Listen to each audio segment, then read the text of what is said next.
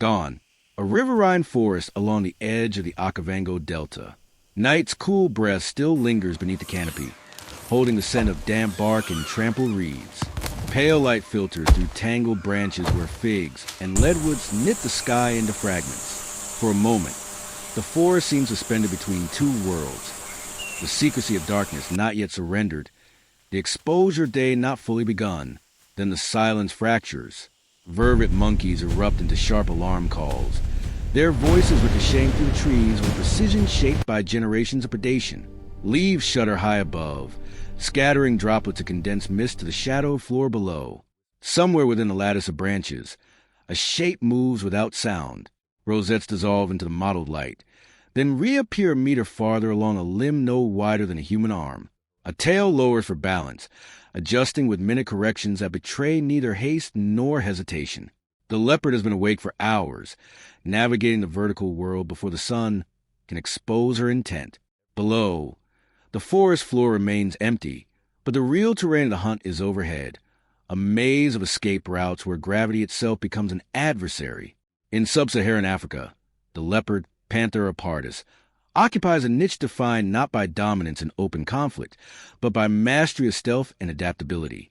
Unlike lions that rely on coordinated strength or cheetahs built for explosive speed, the leopard survives through versatility. Its range stretches from arid scrublands to dense equatorial forests, but riverine woodlands, such as those fringing the Okavango, provide a particularly complex arena. Here, prey is abundant yet vigilant, and the architecture of the habitat extends vertically as much as it does across the ground. For primates like vervet monkeys, life in the trees offers distance from terrestrial predators. For the leopard, evolution has produced a body capable of invading that refuge. Adult females typically weigh between 30 and 50 kilograms, light enough to climb efficiently, heavy enough to overpower substantial prey. Their shoulder joints rotate with unusual freedom, allowing them to descend trees headfirst, a rare ability among large carnivores. Retractable claws remain needle-sharp because they are not dulled by constant ground contact, functioning as grappling hooks against bark. Studies using motion-triggered cameras and GPS collars have shown that leopards spend a significant portion of their hunting time off the ground in forested regions, often resting on branches to conserve energy while monitoring animal movements below and above. This three-dimensional awareness distinguishes them from most other African predators. Vervet monkeys, Chlorocebus pygerathrus, are not passive participants in this evolutionary contest. Highly social and cognitively advanced, they maintain structured groups with designated sentinels that scan for danger. Their alarm calls differ depending on the type of predator: aerial, terrestrial, or arboreal, a system documented extensively by primatologists as evidence of proto-linguistic communication. When a leopard is detected, the call triggers an immediate ascent to thinner branches near the canopy's edge, where the cat's weight becomes a liability. Juveniles are ushered inward, adults position themselves outward, and the troop spreads to reduce the chance of multiple captures. Survival depends on collective awareness rather than individual strength. Yet the forest imposes constraints on both hunter and prey. During the late dry season, fruit becomes scarce, forcing monkeys to travel greater distances and descend more frequently to forage. Water sources shrink, concentrating animal activity along remaining channels. At the same time, thinning foliage reduces concealment. Ecological studies in Botswana and Namibia indicate that leopard predation on primates increases during these periods, not because the cats become more aggressive, but because opportunity expands as the environment strips away layers of protection. Hunger sharpens risk tolerance on both sides. Within the broader food web, this interaction shapes the behavior of multiple species. Leopards regulate primate populations, preventing overconsumption of seeds and young leaves that sustain the forest itself. Monkeys, in turn, influence leopard movement patterns through their alarm systems, effectively broadcasting the predator's presence to antelope and birds. It is an ancient equilibrium driven by energy demands rather than malice, a dynamic where intelligence, agility, and patience intersect in the canopy. Over millions of years, the lineage leading to the modern leopard diverged from other big cats by favoring adaptability over specialization. Fossil evidence suggests that ancestral leopards spread across Africa and Eurasia by exploiting habitats that fluctuate with climatic cycles, surviving where more specialized predators disappeared. This evolutionary history produced an animal equally capable of stalking antelope on open plains or navigating tangled forest interiors. In regions where trees dominate the landscape, natural selection favored individuals comfortable above ground. Those able to haul prey into branches to avoid scavengers, rest in elevated safety, and pursue animals that believe themselves beyond reach. Biomechanical studies of leopard locomotion reveal a musculoskeletal design optimized for controlled power rather than raw speed. The long tail acts as a dynamic counterbalance, adjusting the animal's center of gravity with each step along unstable surfaces. Sensitive whiskers detect subtle air currents in nearby obstacles in low light, while large pupils maximize vision during dawn and dusk when primates are most active. Even the spotted coat plays a functional role. Its rosette pattern disrupts the body outline amid shifting light and shadow, a form of natural camouflage particularly effective in dappled canopy environments. What appears ornamental is, in fact, a survival mechanism refined through predatory necessity. Primates have undergone their own evolutionary arms race. Vervet monkeys and related species developed forward-facing eyes for depth perception, grasping hands for rapid climbing, and complex social cognition that allows coordinated escape responses. Field observations show that individuals remember locations of previous leopard encounters and adjust travel routes accordingly, demonstrating spatial memory tied directly to predation pressure. Mothers teach juveniles to interpret alarm calls within their first months of life, a cultural transmission of survival knowledge layered atop instinct. In troops exposed to frequent leopard presence, vigilance behaviors increase measurably. More scanning, shorter feeding intervals, and a tendency to occupy higher sleeping sites. Environmental pressures intensify these adaptations. Seasonal flooding in the Okavango transforms dry woodland into a mosaic of islands, isolating monkey groups and altering predator access routes. During flood peaks, leopards may swim between land patches, an uncommon behavior among big cats, but one documented repeatedly in this ecosystem. As waters recede, nutrient-rich sediments encourage plant growth, attracting herbivores and, by extension, predators. Fire cycles further reshape the terrain, clearing underbrush and forcing arboreal species to depend even more heavily on the canopy. Each disturbance resets the balance, creating windows of vulnerability followed by periods of recovery. Within the food chain, the leopard occupies a role of solitary apex predator in habitats where lions are scarce or absent. Its presence suppresses populations of medium-sized herbivores and omnivores, indirectly influencing vegetation patterns and seed dispersal. Monkeys, as both prey and seed carriers, become conduits through which predation affects forest composition. When leopard density declines, due to habitat loss or human conflict, primate numbers can surge, leading to overbrowsing and reduced plant regeneration. Thus, the silent movements of a single cat through the treetops resonate far beyond the immediate act of hunt, shaping the structure of the ecosystem itself. This relationship is not one of cruelty or strategy in the human sense, but converging survival requirements. Predator and prey refine each other across generations, neither achieving permanent advantage. In the shifting light of the canopy, intelligence meets stealth, agility meets patience, and the outcome is decided not by intention, but by physics, timing, and the fragile margin between nourishment and starvation. Survival in the canopy demands a recalibration of the leopard's usual methods. On the ground, stealth depends on grass cover and terrain contours. In the trees, concealment must coexist with balance. The leopard advances along branches slowly enough to prevent oscillation, distributing weight through flexed limbs that absorb movement before it travels outward. Researchers observing arboreal hunts have noted that the cat often pauses for extended periods, allowing the forest to settle around it until birds resume calling and monkeys relax their vigilance. This patience reduces the visual cues that primates rely upon. A single premature lunge could send vibrations through the branch network, broadcasting danger before the leopard closes the distance. Success favors restraint over speed. For the monkeys, defense lies in geometry. By spreading across thinner outer branches, they create zones that cannot support the predator's mass. Adult males sometimes position themselves between the leopard and the troop's center, not confront the cat, but to act as early warning nodes. Their eyes track minute disturbances. A leaf falling without wind, bark shifting against bark. Alarm calls cascade outward, triggering synchronized movement that appears chaotic yet follows predictable patterns studied in primate behavior ecology. Each individual seeks a perch where its own weight becomes negligible compared to the branch's load tolerance. In this aerial calculus, physics replaces confrontation as the primary defense. Hunting strategy shifts accordingly. Leopards do not chase monkeys through canopy. Pursuit would sacrifice stealth and invite catastrophic falls. Instead, they anticipate routes of escape.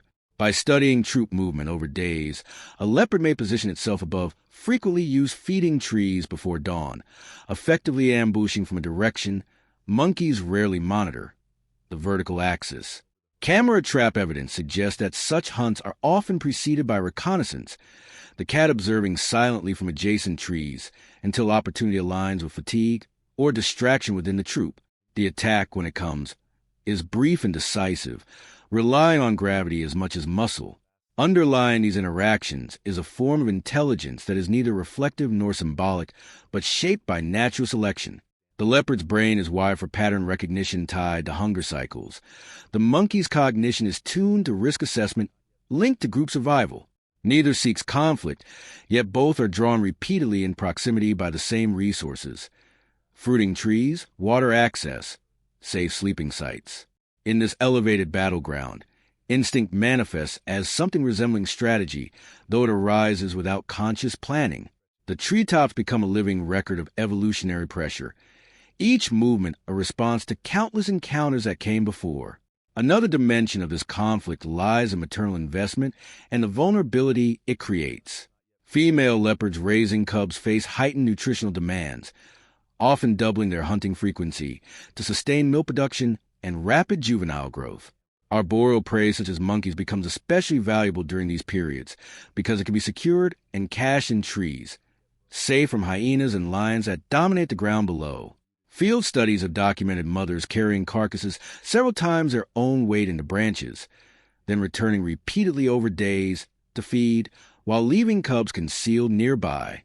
The risks taken in the canopy are therefore not solely for immediate survival, but for continuation of a lineage shaped by solitary endurance. Monkey troops respond with intensified cohesion when infants are present. Juveniles lack the coordination to navigate the thinnest branches and are more prone to panic-driven mistakes. Adult females maintain close physical proximity to their young, sometimes carrying them long past the age when independence would normally begin. Observations in East and Southern Africa show that troops with many infants adopt more conservative travel routes, avoiding isolated trees, and descending less frequently to the ground even when food is scarce. This protective behavior reduces predation risk, but increases nutritional stress, illustrating the trade-offs imposed by reproduction in a landscape where danger can descend from above without warning. Rival species further complicate the dynamic. Birds of prey, pythons, and other arboreal hunters share portions of the same vertical territory, creating overlapping zones of threat.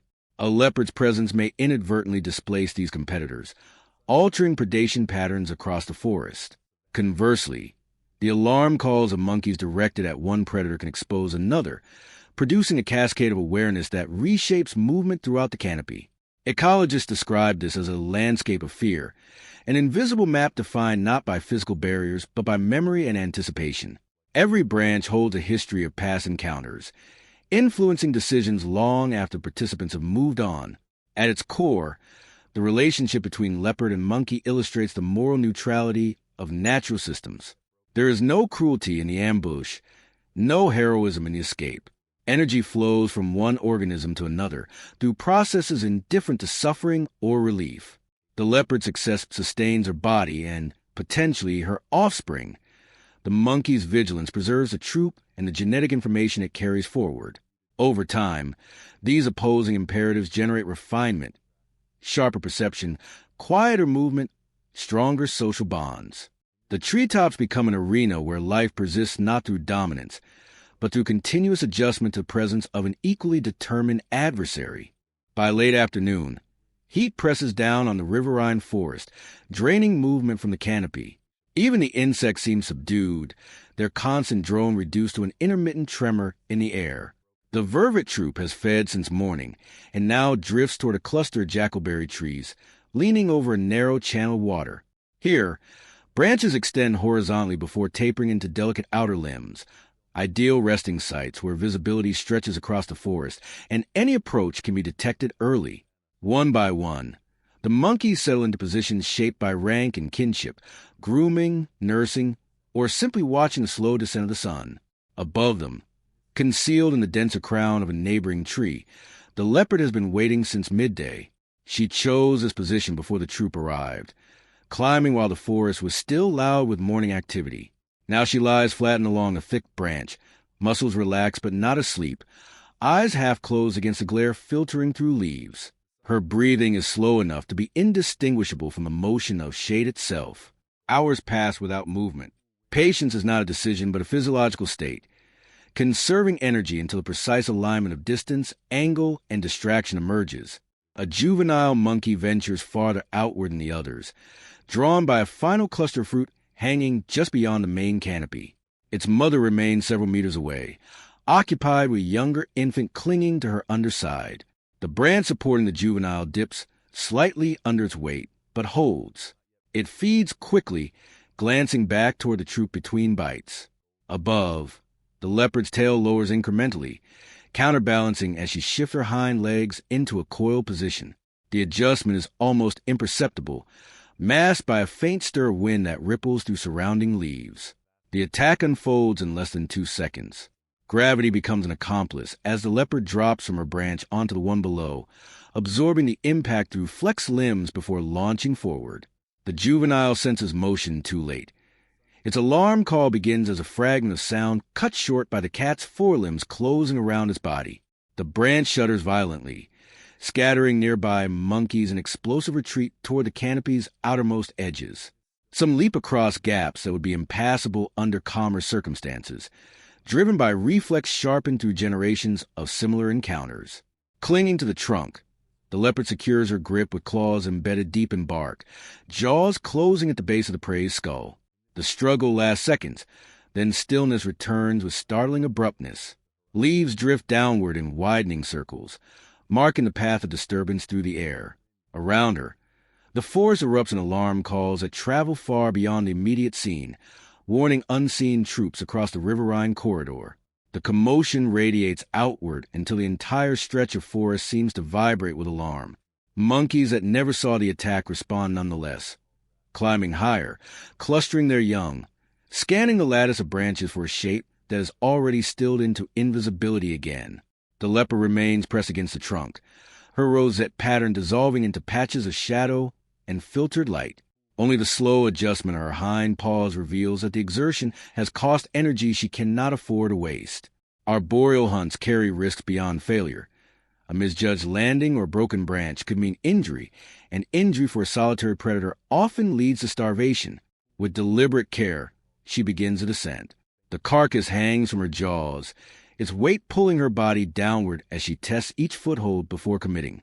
Unlike a fall, this movement is controlled, almost methodical, head first along the vertical bark.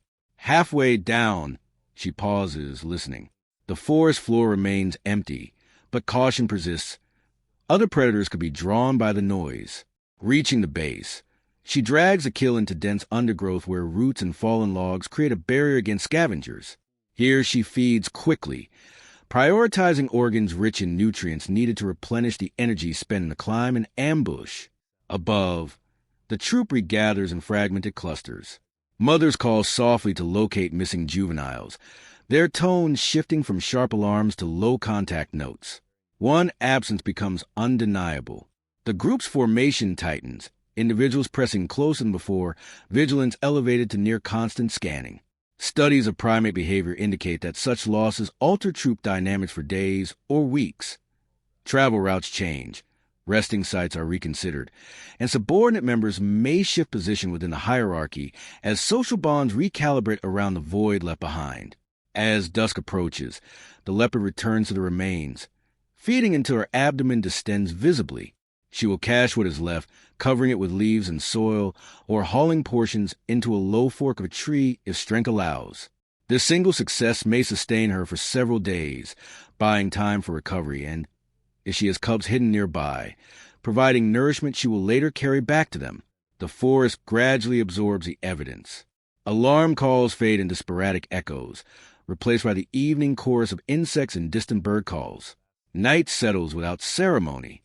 In the darkness, predator and prey occupy the same space once more, separated only by awareness and the fragile advantage of having survived the day.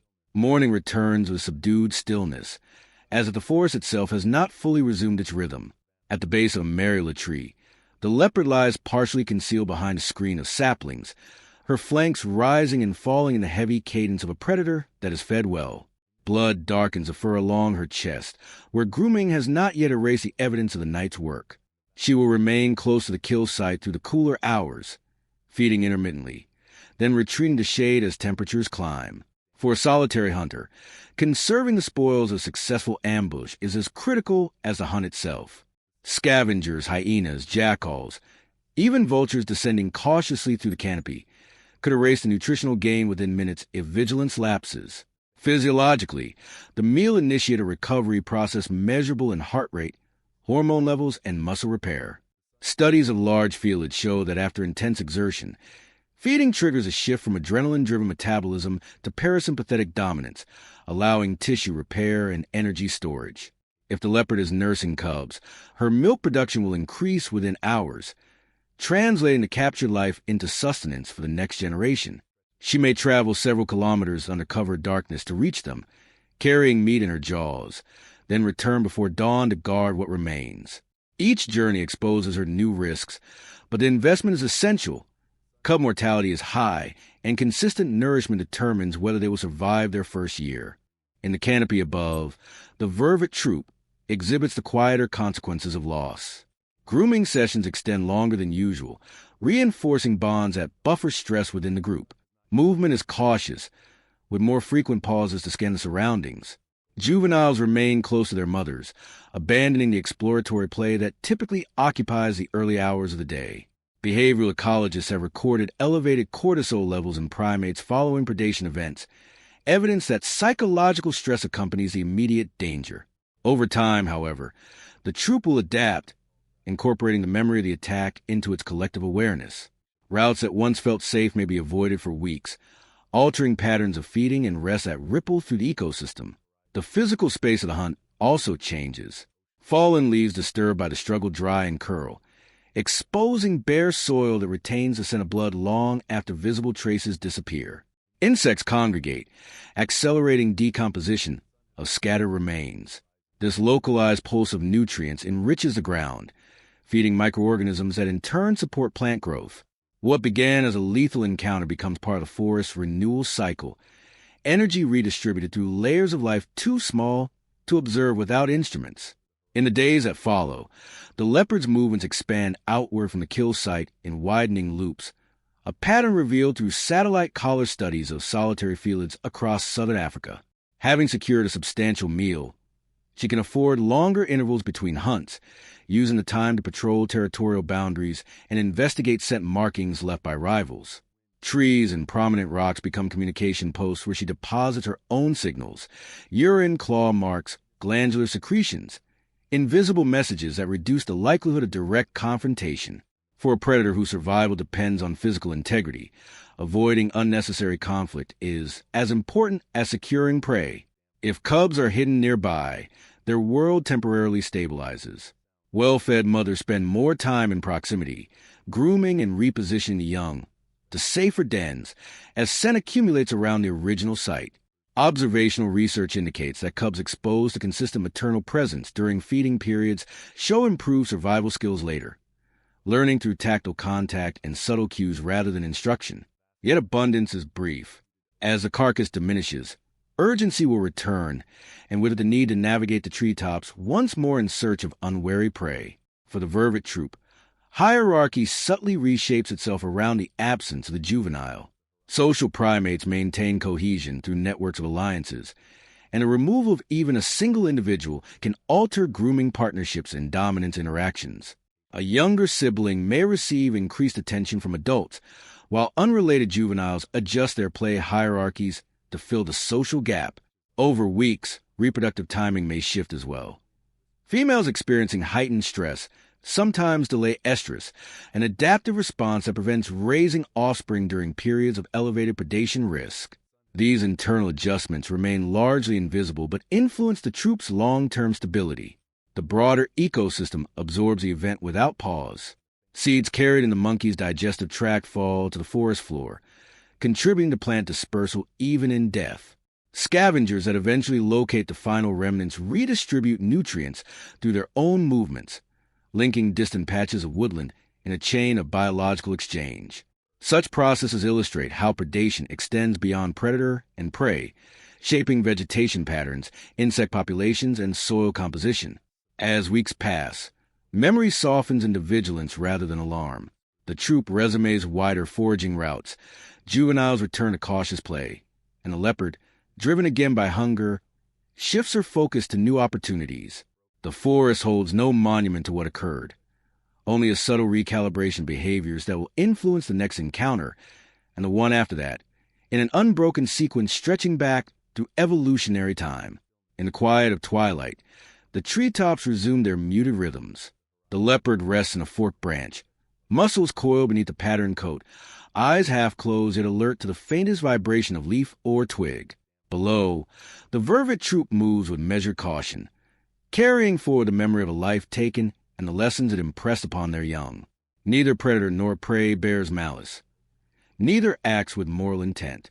What governs their world is necessity, sharpened by millennia of survival imperatives and constrained by the physics of branch, limb, and gravity.